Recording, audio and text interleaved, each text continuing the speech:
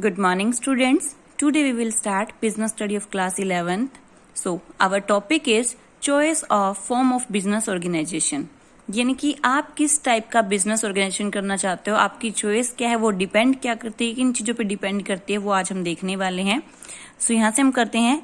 It can be said that sole trade is suitable for small scale business. ये कहा जाता है कि जो छोटे आपका जो सोल ट्रेड आपका बिजनेस है आपका उसमें, या सिंगल जो एक पर्सन आपका बिजनेस करता है, वो आपका स्मॉल स्केल बिजनेस है जिसका उसमें कम कैपिटल है, अकेला बंदा है. पार्टनरशिप जो है आपका उसमें वो मिडिल लेवल बिजनेस है, और कंपनी ऑर्गेनाइजेशन है वो आपका लार्ज स्केल का बिजनेस है. अब हम इस चीजों को देखते हैं कि क्या है आपका ये. अब हमें तो क्लियर हो गया कि आपका सोल प्रोप्राइटरशिप क्या होता है, हिंदू जॉइंट फैमिली बिजनेस क्या होता है, पार्टनरशिप क्या होती है, कोऑपरेटिव सोसाइटी क्या होती है, कंपनी क्या होती है, कंपनी में प्राइवेट कंपनीज कौन सी होती हैं और पब्लिक कंपनीज कौन सी होती हैं, वो कैसे वर्क करती हैं, कैसे फॉर्मेशन रहता है, ये सब हम अपने प्रीवियस लेक्चर्स में कवर कर चुके हैं. आज हम ये देखते हैं आपका इसमें कि बिजनेस बेस्ट कौन सा है आपका इसमें, इनमें से बेस्ट बिजनेस कौन सा. आपके माइंड में इतने सारे अपने बिजनेस देख लिया, आप सोचते हो कि कौन सा बिजनेस बेस्ट है आपका, तो वो आपको सोचना पड़ेगा, देखना पड़ेगा किन किन चीजों पर आपका इसमें हम आगे बताते हैं कि कौन कौन सी चीजें क्या आपका इसमें सुटेबिलिटी है, उसके हिसाब से फिर आपका कौन सा बिजनेस सुटेबल रहने वाला है वो देखते हैं. जब भी हमारे पास में कोई सिचुएशन आती है तो हम लोग क्या करते हैं पास में कि कैसे उनमें से सक्सेस होना, उसके लिए हम बिजनेस का सिलेक्शन कहाँ से करेंगे. कुछ एक हमारे पास में कुछ एक माइंड में चीजें हैं, जैसे कि सबसे पहले हम देखते हैं कि हमारे पास में कैपिटल कितनी है. कि अगर आपके पास में बिल्कुल थोड़ी सी कैपिटल है लगाने के लिए तो ऑब्वियस सी बात है हम स्मॉल स्केल के साथ में जाएंगे. अगर आप सोचते हो कि नहीं आपके साथ में आपके पास में कुछ पैसा, आपके पास में कुछ आपका बहुत अच्छा फ्रेंड है या फिर आप जिसको अपना बिजनेस पार्टनर बना सकते हो उसके पास में कुछ पैसे, तो आप मिलकर काम करोगे तो डेफिनेटली आप पार्टनरशिप की तरफ जाओगे. और आपके पास में काफी सारे पैसे हैं तो आप क्या करते हो, स्मॉल स्केल ना करके आप लोग क्या है लार्ज स्केल बिजनेस को करने की कोशिश करते हैं, लार्ज स्केल बिजनेस करते हो. तो आपकी डिपेंड करता है कि आपका इसमें आपके बिजनेस की जो चॉइस होगी वो डिपेंड करेगी आपकी कैपिटल रिक्वायरमेंट कितनी है, आपके पास में कैपिटल कितनी है. अगर आप बड़ा साइज करना चाहते हो तो आपके पास में क्या होनी चाहिए, कैपिटल भी काफी ज्यादा होनी चाहिए. अगर आप छोटा सा करना चाहते हो पास में कैपिटल की, अगर आपके पास में थोड़ी कैपिटल है तो डेफिनेटली आप क्या है छोटा बिजनेस कर पाओगे. So more capital is not required. अब आप उसमें क्या है बहुत ज्यादा रिक्वायरमेंट नहीं होती कैपिटल की हमें, किसके अंदर, सोल प्रोप्राइटरशिप के अंदर. अगर आपके पास में ज्यादा कैपिटल है, ज्यादा कैपिटल तो हमें पार्टनरशिप में चाहिए या फिर कंपनी ऑर्गेनाइजेशन के लिए हमें मेनली क्या है ज्यादा कैपिटल की रिक्वायरमेंट होती है. तो उसके लिए आप देख लेना कि आपके पास में कितनी कैपिटल है और उसके हिसाब से आप कौन सा बिजनेस चूज करते हो. सेकेंड है आपके पास में लायबिलिटी ऑफ ए ओनर. अब हमें पता है अकेला पर्सन अगर कोई सारा काम संभालता है तो सारी की सारी लाइबिलिटी क्या होती है, अकेले की होती है. सेम हमने देखा पार्टनरशिप के अंदर भी क्या होती है पास में आप लोगों की लाइबिलिटीज क्या होती है, अनलिमिटेड होती है. यानी कि आपके बिजनेस के साथ में आपकी पर्सनल जो आपके पास में पर्सनल प्रॉपर्टीज हैं वो भी अटैच होती हैं. अगर आप वाइंड अप कर रहे हो तो पहले आपको क्या है अपनी सारी चीजें क्लियर करनी पड़ेंगी, अपनी पर्सनल प्रॉपर्टी से भी क्लियर करवा सकते हैं वो चीजें. अब क्लियर होने के बाद ही आपको क्या है वो आप वाइंड अप कर सकते हैं, आप उस क्लोज कर सकते हो उस चीज को. लेकिन हमने देखा कि जो कंपनीज हैं आपका इसमें, आपकी पब्लिक कंपनी हो चाहे प्राइवेट कंपनी हो आपकी, वहां पर आपकी कैपिटल क्या होती है, आपकी लिमिटेड, यानी कि लाइबिलिटी आपकी क्या होती है, लिमिटेड होती है. यानी कि आपको सिर्फ वहीं तक पे करना है जहां तक आपने उस कंपनी के शेयर लिए हैं. अगर हम लाइबिलिटी की बात करते हैं तो आपकी लाइबिलिटी क्या है, कंपनी के अंदर लिमिटेड होती है, बाकी सोल प्रोप्राइटरशिप में और पार्टनरशिप में दोनों के अंदर ही क्या आपकी लाइबिलिटी क्या होती है, अनलिमिटेड रहती है. आगे हम थर्ड बात करते हैं फैसिलिटी इंफॉर्मेशन. अब हमने देखा कि सोल प्रोप्राइटरशिप हो चाहे पार्टनरशिप हो, हमें बहुत इजी फॉर्मेशन होता है इनका. इवन आपको कोई भी डॉक्यूमेंट्स रिक्वायरमेंट नहीं होती इनके लिए कि आप अपना बिजनेस स्टार्ट करना चाहते हो तो आपका ऐसा नहीं कि आप अकेले बिजनेस कर रहे हो तो इसके लिए आपको कोई भी ज्यादा तामझाम करने की जरूरत नहीं है, कोई ज्यादा पेपर वर्क करने की जरूरत नहीं है. आप सिंपली आपको बिना किसी कागजी कार्रवाई के भी अपना बिजनेस स्टार्ट कर सकते हो. सेम ऐसा ही पार्टनरशिप भी है, चाहो तो आप क्या है वर्बली अपनी पार्टनरशिप रख सकते हो, ओरली आपके पार्टनरशिप आपका नहीं, ओरली आपका इसमें पार्टनरशिप कर सकते हो. रिटर्न में तो आपका एज ए प्रूफ हम करते हैं तो उसकी फॉर्मेशन भी बहुत ईजी है.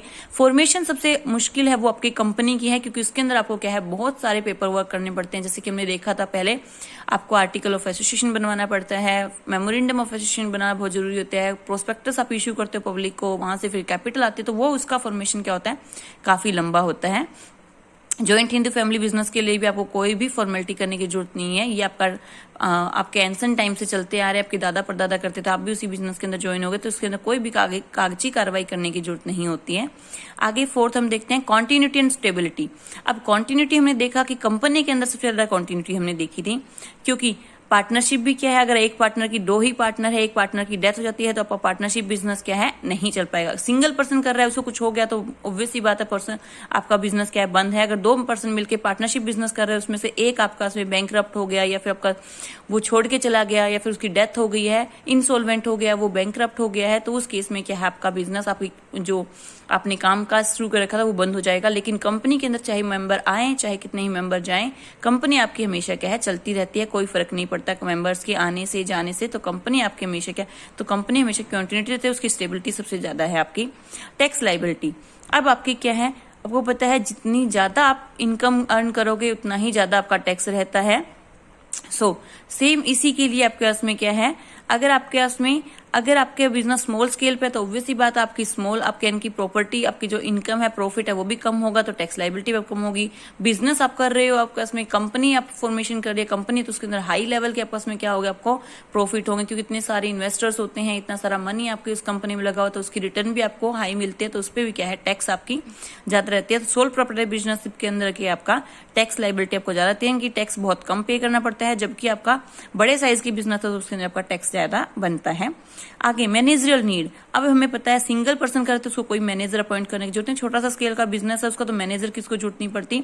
पार्टनरशिप में आप चाहो तो एक मैनेजर अपॉइंट कर सकते हैं, लेकिन कंपनी के अंदर हमें क्या है, आपका में जितने वो हमारा बड़े स्केल का बिजनेस होता है तो उसके लिए हमें क्या है, आपका में बहुत ज्यादा मैनेजमेंट की जरूरत होती है। तो हमने कह भी रखा है कि experts will be needed for the management in different department of A business. तो हमें क्या है, एक्सपर्ट्स की जरूरत पड़ती है अगर हम बड़े स्केल पे बिजनेस करते हैं तो। आगे है फ्लेक्सिबिलिटी, अब आपका कि फ्लेक्सिबिलिटी में क्या होता है कि आपको जैसे ही कोई टर्म कंडीशंस चेंज हुई, आपको लगता है बिजनेस का एनवायरनमेंट चेंज हो गया है, लोगों की टेंडेंसी चेंज हो गई है, लोगों का माइंडसेट चेंज हुआ है, या फिर कॉस में फैशन के अंदर, ट्रेंड के अंदर कुछ चेंज होता है, तो अपने बिजनेस का उसी के अंदर, उसी चीजों के अंदर ढाल लो।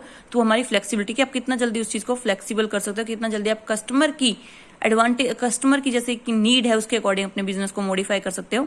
तो हमने देखा छोटे स्केल पे ये चीजें क्या है, जल्दी इंप्लीमेंट हो, क्योंकि वो अकेला पर्सन है, उसको जैसे उसने देखा कि आजकल इस चीज का ट्रेंड है तो उसने वैसी ही चीजें लानी शुरू कर दी। लेकिन कंपनी के अंदर हो गया, पार्टनरशिप के अंदर आपको सलाह मशवरा करना पड़ता है, पहले अपने पार्टनर से सलाह लेनी पड़ती है, फिर आप बैठ के कुछ रूल्स एंड रेगुलेशन तैयार करते हो उसके लिए, उसके बाद में उस चीजों को यूज में लेके आता, तो टाइम आपका काफी लग जाता है। तो सोल प्रोप्राइटरशिप में क्या फ्लेक्सिबिलिटी ज्यादा होती है एज कंपेरिजन टू पार्टनरशिप और कंपनी आपकी। आगे हम बात करते हैं स्केल ऑफ प्रोडक्शन। अब आपका छोटा है बिजनेस तो ऑब्वियस सी बात है स्केल ऑफ प्रोडक्शन भी आपका कम होगा। बड़ी बिजनेस आपका इसमें बड़ा स्केल पे आप काम कर रहे हो तो लार्ज आपका इसमें होगा। तो कंपनीज है वो हमेशा लार्ज स्केल पे काम करती है, सोल प्रोप्राइटरशिप हमेशा आपका स्मॉल स्केल पे काम करता है। तो स्मॉल स्केल पे होगा तो प्रॉफिट भी कम होगा, लार्ज स्केल पे होगा तो ऑब्वियस सी बात है प्रॉफिट भी आपका काफी होगा। आगे आपका लीगलिटी हमने देखा कि लीगल वर्क, हमारी जो लीगल फॉर्मेलिटीज है वो कंपनी के अंदर ज्यादा पूरी करने की, उसके अंदर हमारे सारे डॉक्यूमेंट्स हमें पूरे करवाने पड़ते हैं और लीगल पर्सन है आपका कंपनी। लेकिन आपने देखा कि सोल प्रोप्राइटरशिप और पार्टनरशिप आपस में क्या है, वो ऐसे डॉक्यूमेंट्स तैयार नहीं करवाते हैं। तो आपका लीगल, अगर लीगल पॉइंट ऑफ व्यू से देखें तो आपकी कंपनी है वो आपके क्या है, ज्यादा लीगल पॉइंट ऑफ व्यू से ज्यादा आपकी एग्जिस्ट करती है, ज्यादा उसके अंदर लीगलिटी होती है, तो उसके अंदर हम केस वगैरह कर सकते हैं। आगे नीड ऑफ सीक्रेसी, अगर हमें सीक्रेसी रखनी है तो ऑब्वियस ही बात है आपकी सोल प्रोप्राइटरशिप में जाएगी, या फिर आपका पार्टनरशिप के अंदर भी आपका अच्छे पार्टनर हो तो आप सीक्रेट्स वगैरह रख सकते हो। लेकिन कंपनी के अंदर आपका उसमें सीक्रेसी नहीं रखी जा सकती। कंपनी के अंदर आपका इक्विटी शेयर होल्डर है तो वो बहुत ज्यादा आपके पर्सन्स होते हैं, तो उनको आपको हर एक बातें शेयर करनी पड़ती है, हर एक चीज बताना पड़ता है कंपनी कितना प्रॉफिट अर्न कर रही है, कितना लॉस में जा रही है, सब कुछ आपका इसमें। तो सीक्रेसी आपकी कंपनी के अंदर कम होती है एज कंपेरेटिव सोल प्रोप्राइटरशिप। आगे गवर्नमेंट कंट्रोल, गवर्नमेंट का कंट्रोल भी आपका इसमें क्या होता है, सबसे ज्यादा होता है कंपनीज के अंदर। हमने देखा था आपका इसमें कि कंपनीज के अंदर आपस में क्या है, गवर्नमेंट इंटरफेयर करती है, क्योंकि लीगल पर्सन हो गया तो कंपनी आपका गवर्नमेंट है वो देखती है कि इन्होंने टाइम टू टाइम आपका उसमें ये अपना इक्विटी शेयर होल्डर को या डेप्ट वगैरह को अपनी पेमेंट है, उनके इंटरेस्ट की पेमेंट है वो टाइम टू टाइम कर रहे हैं कि नहीं कर रहे हैं। अगर नहीं होता है तो ऑब्वियसली बात हम क्या है कि इस पे गवर्नमेंट कंट्रोल कर सकती है। लेकिन आपका जो सोल प्रोप्राइटरशिप है उसके अंदर क्या होता है, गवर्नमेंट का कंट्रोल ना के बराबर होता है।